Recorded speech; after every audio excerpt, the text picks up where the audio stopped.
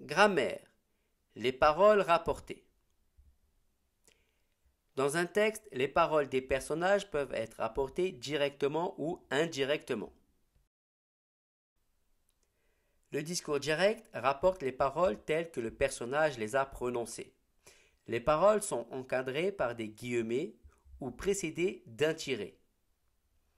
Elles sont rapportées dans une proposition indépendante et sont ponctuées selon le type de phrase auquel elles appartiennent.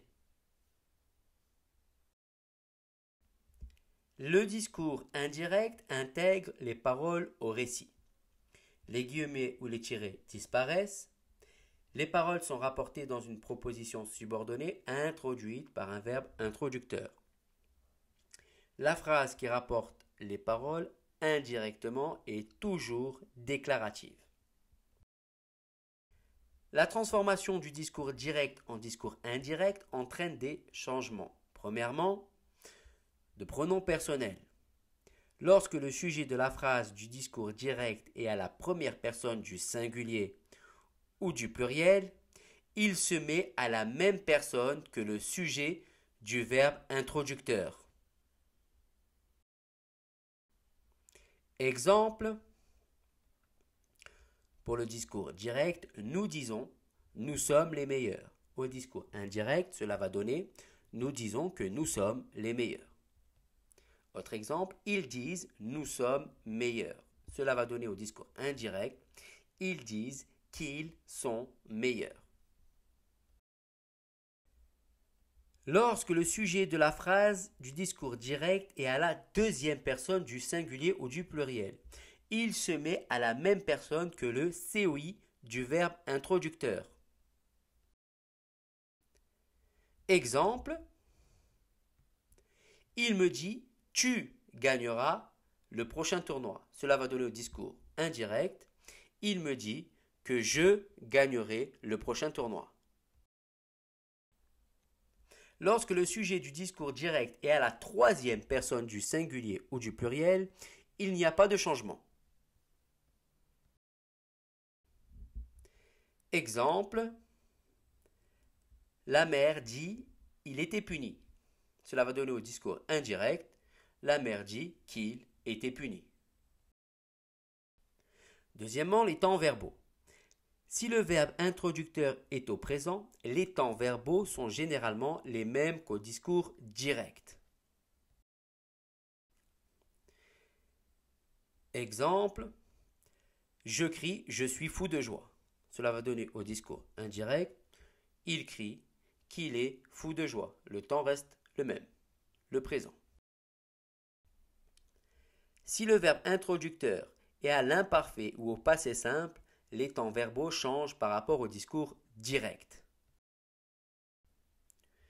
Exemple, il cria je suis fou de joie. Ici c'est le présent, on aura donc il cria qu'il était fou de joie. On aura l'imparfait. Il y a eu la transformation. Il avoua j'ai triché. On a le passé composé. Au discours indirect, on aura il avoua qu'il avait triché. La phrase s'est transformée en plus que parfait pour le verbe. Autre exemple, elles promirent nous serons ici. Donc ici on a une phrase au futur. Cela va donner au discours indirect elles promirent qu'elles seraient ici. Et ici le verbe est au conditionnel présent. Et enfin, elle précisa je le connaissais. Ici on a l'imparfait, on aura au discours indirect elle précisa qu'elle le connaissait.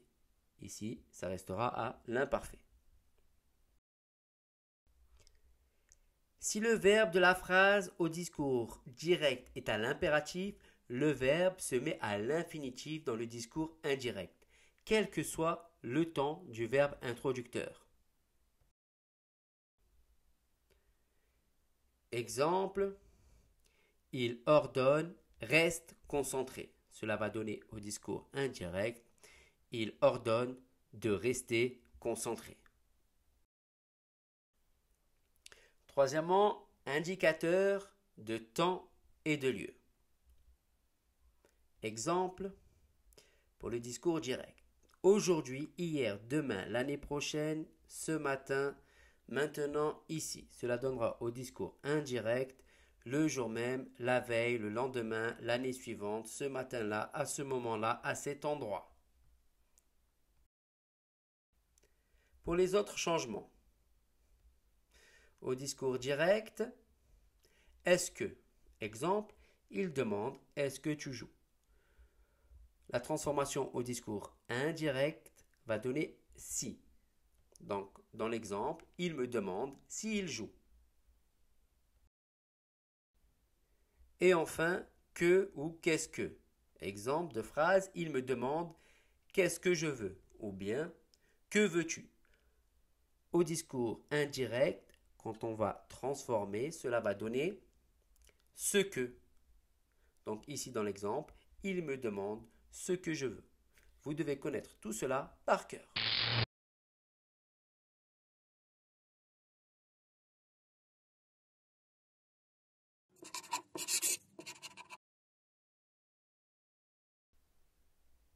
N'oubliez pas de mettre un j'aime sous la vidéo et de vous abonner à la chaîne.